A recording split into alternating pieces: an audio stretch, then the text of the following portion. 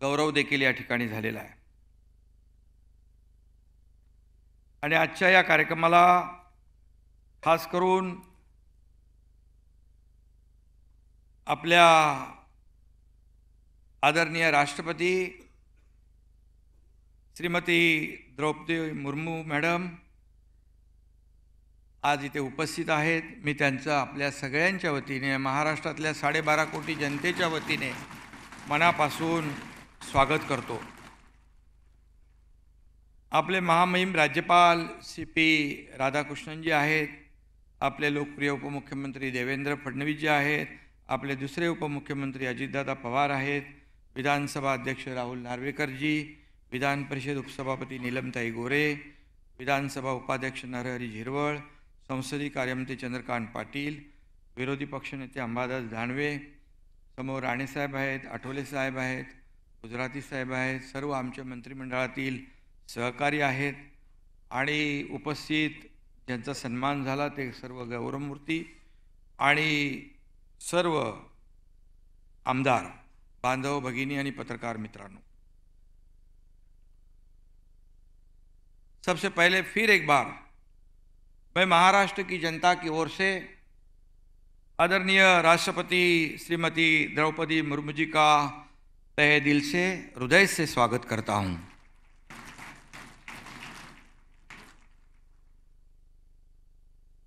श्रीमती मुर्मू जी देश की दूसरी महिला राष्ट्रपति है।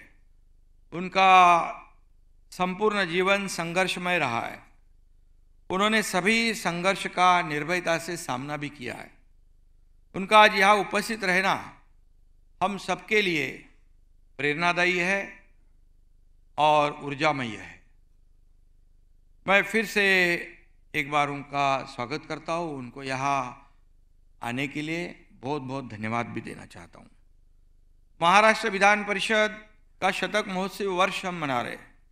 यह सदन देश का सबसे पुराना सदन है। इस भवन को एक गौरवशाली इतिहास भी है, परंपरा है और गरिमा भी है। भारतीय लोकतंत्र का आधार स्तंभ कही जाने वाली महत्वपूर्ण संस्थाओं में से एक हमारे राज्य विधान परिषद है। इसका हमें गर्व भी है, अभिमान भी है।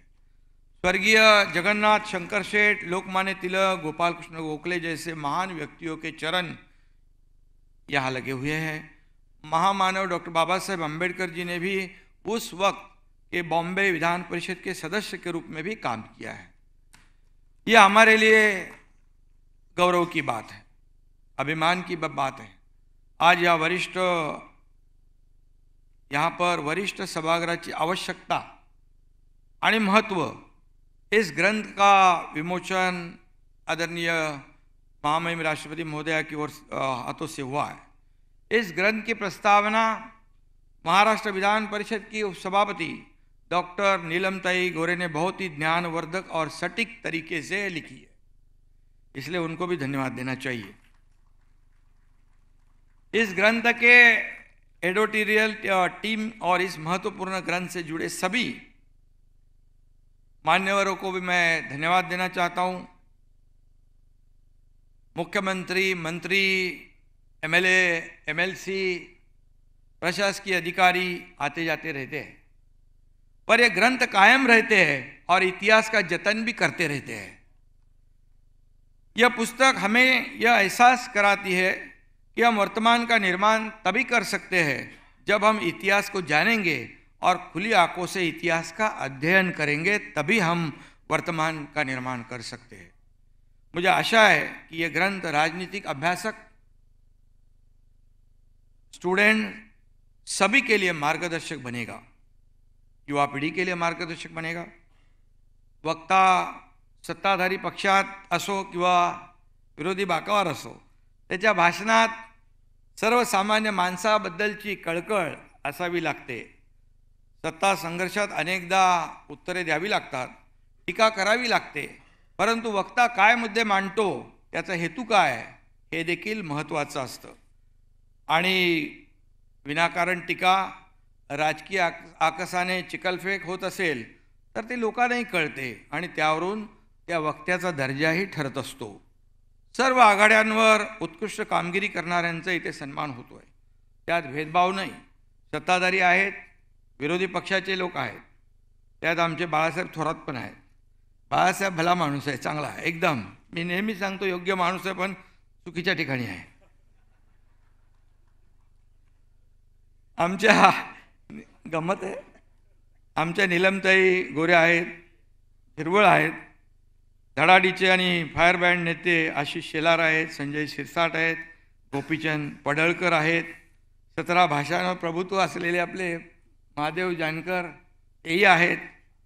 आणि पोटात एक आणि पोटात एक असं न असणारे, म्हणजे बाहेरही ते तसेच बोलतात, सभागृहात ते बोलताना तसेच बोलतात. आमचे भरतशेठ गोगावले पोटात एक पोटात एक.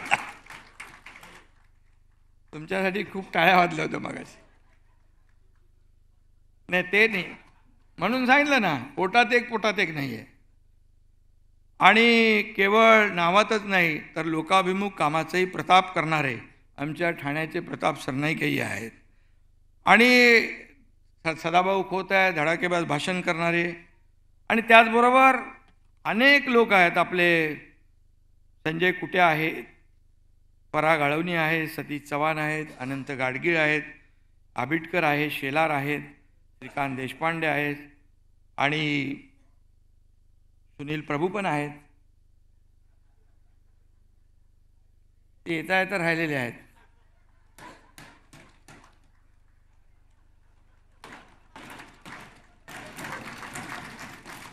दिलीप मोहिते आहेत, प्रवीण दरेकर आहेत आणि विनायक मेटे साहेबांना देखील आपण हा पुरस्कार दिला आहे. त्यांच्या आपल्या पत्नी त्यांनी तो स्वीकारला.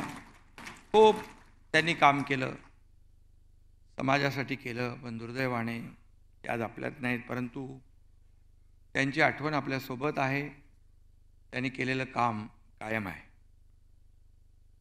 सगळेच लोक आहेत, मी सगळ्यांची नावं घेत नाही. आशिष जयस्वाल, अमित साटम, मनीषाताई, बाळाराम, प्रकाश सोळंके, तटकरे, अनिकेत आहे आणि खूप लोक आहेत. मी सगळ्यांची नावं घेत नाही, माफ करा. आणि सगळेच लोक आपले उत्कृष्ट संसदपटू आहेत.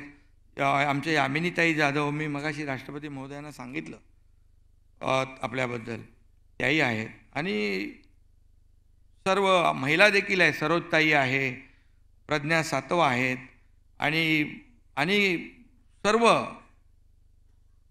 जे या सभागृहामध्ये आले त्यांनी चांगलंच काम केलेलं आहे विधान परिषद आणि विधानसभेमध्ये. आणि म्हणून आपला निरंजन समोर आहे, अजात शत्रू असा आपल्या वडिलांचा वारसा जपणारा निरंजन डावकरे पण आहे. मोबाईल त्याच्याकडे देऊ नका कधी. आणि खरं म्हणजे असाध्य आजारावर मात करणारे आमच्या, मी मगाशी म्हणालो, यामिनीताई देखील आहेत. सभागृहात आले की ते जे त्यांच्या मतदारसंघातले प्रश्न ते मांडत असतात. आणि आमचा लाडका एक कुठे गेला तो, सिद्धिविनायकाचा प्रसाद लाभलेला आणि अनेकांकडून आपले लाड करून घेणारे प्रसाद लाड आहेत. आणि सगळ्यांचंच नाव घेणं अशक्य आहे, पण या सर्व गौरवमूर्तींचं मी मनापासून अभिनंदन करतो, त्यांना शुभेच्छा देतो. आदरणीय राष्ट्रपति महोदया के हाथों आज उन्हें सम्मानित किया है, यह खुशी की बात है. मैं उन सभी सदस्य का अभिनंदन करता हूँ. और राष्ट्रपति महोदया के हाथों से सम्मान जब होता है तब हर एक को एक गौरव महसूस होता है. जो किया हुआ काम है उसका चीज़ हुआ, हमारा जो काम है, जो किया हुआ कार्य है, उसे किसी ने तो रजिस्टर किया, किसी ने तो उसकी याद रखी, ये सभी को खुशी होती है. और वो खुशी हमारे सभी लोगों को है यहाँ पर. आणि यहाँ के सदस्य लाखों करोड़ों लोगों को रिप्रेजेंट करते हैं. सामान्य जनता की ज़िंदगी से जुड़े सवालों पर यहाँ आवाज़ उठाई जाती है.